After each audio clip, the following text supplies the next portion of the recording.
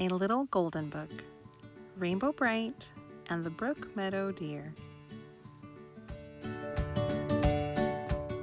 By Sarah Leslie, illustrated by Roy Wilson.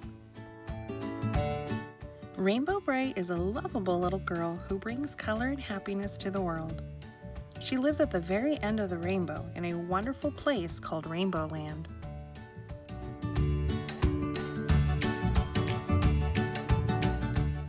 One day, Rainbow and her helpers, the Color Kids, were tending to chores around the Color Castle, where they lived.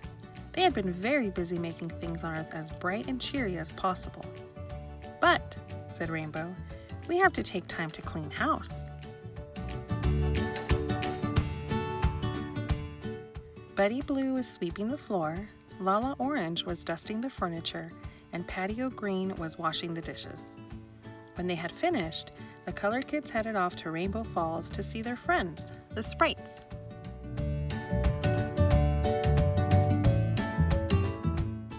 The Color Kids found some of the Sprites mining color crystals.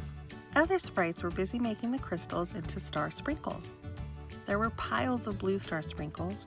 There were piles of green star sprinkles. There were star sprinkles for every color in the rainbow.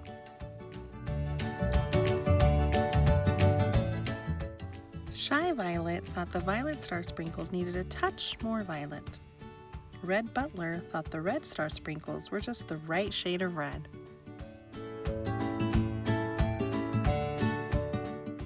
Patio Green was busy counting her piles of green star sprinkles just to make sure there were plenty. "I always want to be ready for any emergency," said Patty.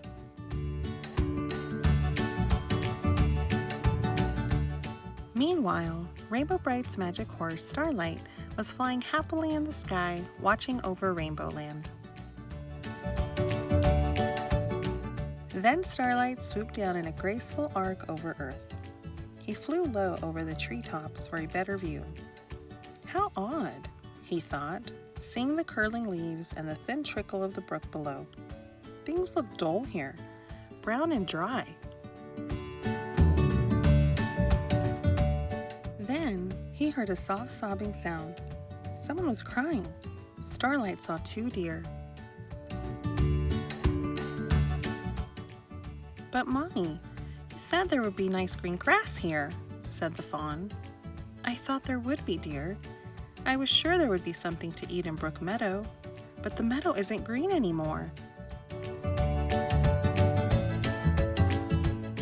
Then Starlight saw that the meadow wasn't green anymore. It was brown.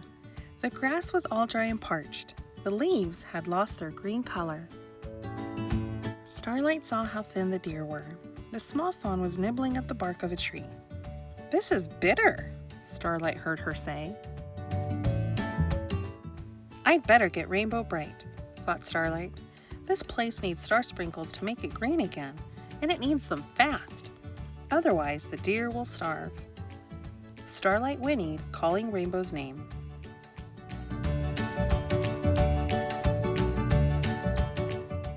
Rainbow Brite was pulling weeds in her garden when she heard Starlight calling her through the buckle of her magic belt. Rainbow touched the power star on the buckle, and Starlight swooped down out of the sky.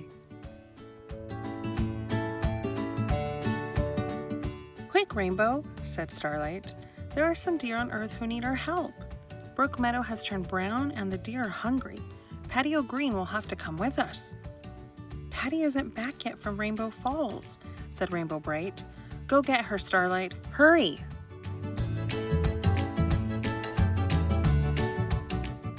Without wasting a moment, Starlight flew into the air and disappeared. In a couple of seconds, he was back with Patio Green. Patty was carrying a big supply of green star sprinkles. "I hope this will be enough to color the meadow," she said.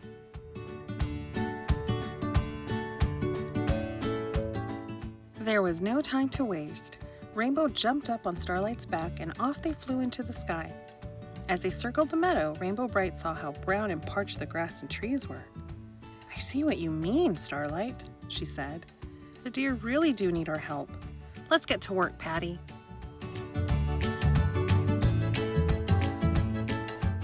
Rainbow and Patty quickly poured the green star sprinkles over every tree and bush and blade of grass. In a flash, everything was green, and the deer began to eat their fill.